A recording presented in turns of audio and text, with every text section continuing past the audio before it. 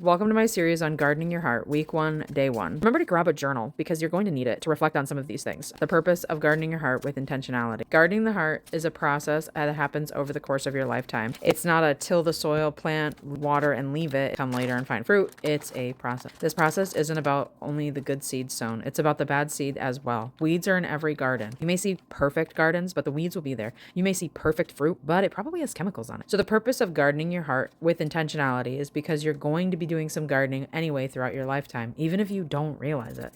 Take a moment to think about this. What are some things you've heard people say throughout your life that stuck with you?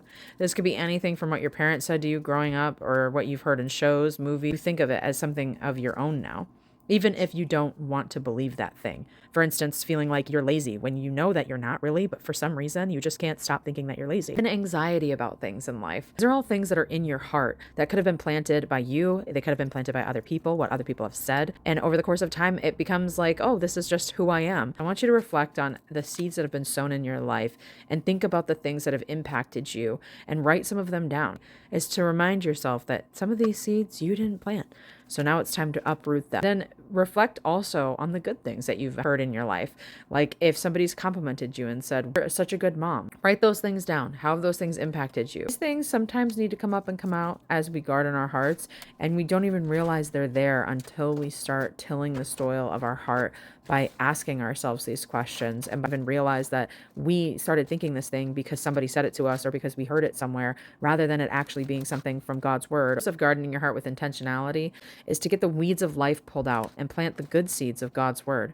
Read Matthew 12:35 and take some time to journal and reflect on it. What kinds of treasure do you want to pour out of your heart into your kids, your husband, your friends, your loved ones?